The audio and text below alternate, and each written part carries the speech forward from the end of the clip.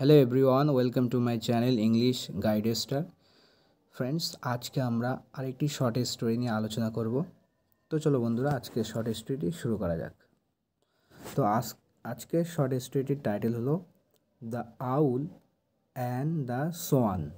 আউল মানে হলে প্যাঁচা, আর সোয়ান মানে হচ্ছে রাজহাঁস। ঠিক আছে, এটার উচ্চারণ হবে সোয়ান, SWAN, সোয়ান। সোয়ান শব্দের অর্থ হলো রাজহাঁস। ঠিক আছে, তো ডিপ ইন দ্য জঙ্গল।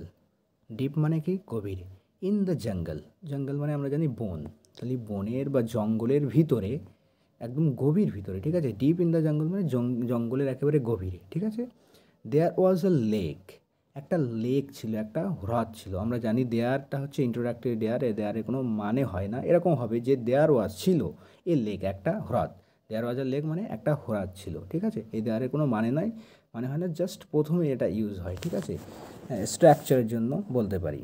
তো দেয়ার ওয়াজ আ লেক, একটা লেক ছিল বা হ্রদ ছিল। আর সোয়ান, একটা রাজহাঁস, lived there.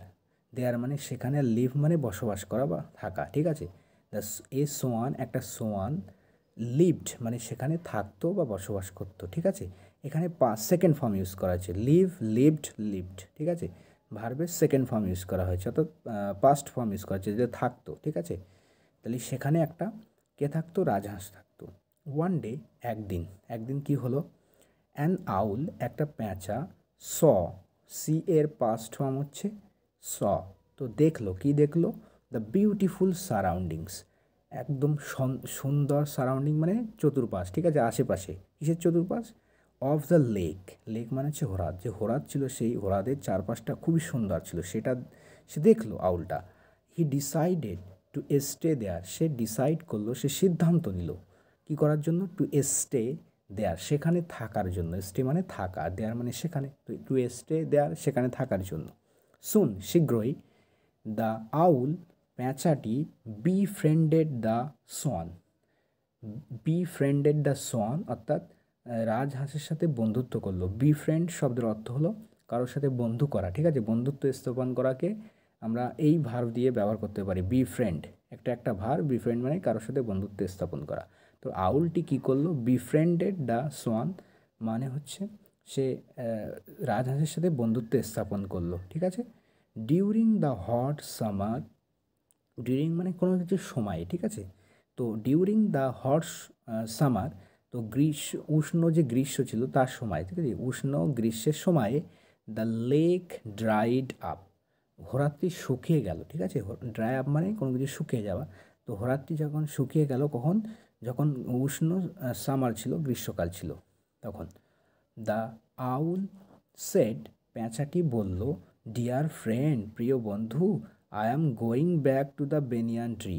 I am going back, go back মানে ফিরে যাবো। আই এম গোয়িং ব্যাক, আমি ফিরে যাচ্ছি, টু দ্য বেনিয়ান ট্রি, বট গাছে। ঠিক আছে, বাই দ্য রিভার, নদীর পাশে। তো নদীর পাশে যে রিভার মানে বেনিয়ান ট্রি রয়েছে, সেখানে আমি ফিরে যাচ্ছি। সে বললো, বাই এখানে অর্থ হলো পাশে। ঠিক আছে, বিসাইড অর্থে ব্যবহার হয়েছে। বাই দ্য লেক, রিভার মানে হচ্ছে নদীর পাশে। ডু ভিজিট মি, আমার সাথে অবশ্যই সাক্ষাৎ করো। ঠিক আছে, এখানে ডু হচ্ছে ডাইরেক্ট ভিজিট মি বললে হয়ে যেত, তার আগে দেখো ডু দেওয়া হয়েছে। ডু ভিজিট মানে মি মানে হচ্ছে এটা জোর দিয়ে বলা হচ্ছে, যে এমফেসাইজ করা হচ্ছে। ঠিক আছে, ডু ভিজিট মি মানে ভিজিট করোই, একেবারে অবশ্যই ভিজিট করে, এরকম একটা মানে দেবে। ঠিক আছে,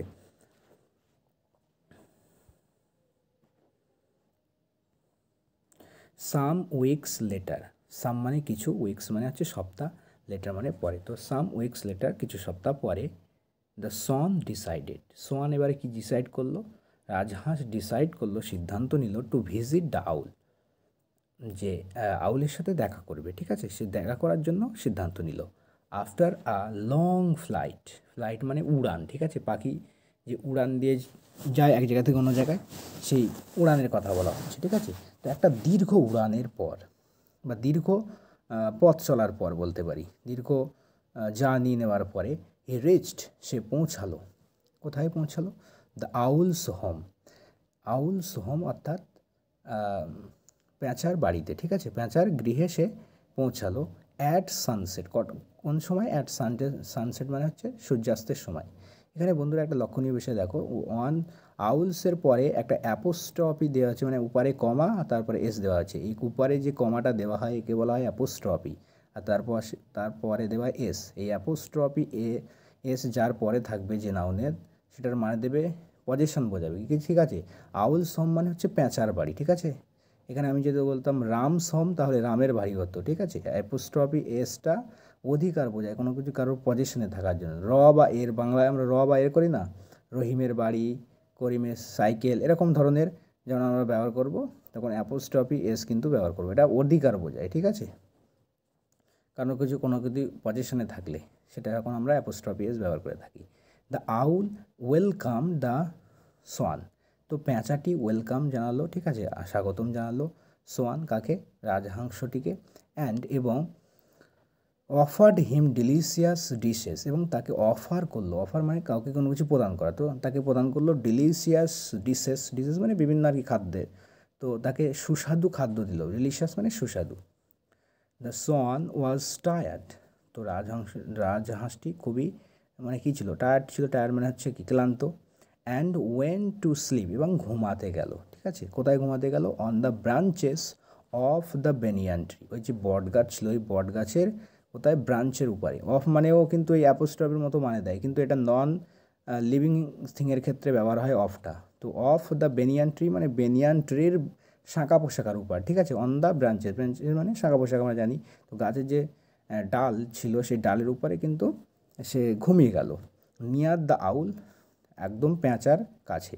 অ্যাট নাইট, রাত্রের বেলা, a merchant rested under the banyan tree. একটা মার্চেন্ট, একটা ব্যবসায়ী, রেস্টেড মানে কি বিশ্রাম দিল, ঠিক আছে, আন্ডার দ্য বেনিয়ান ট্রি, ওই বট গাছের নিচে।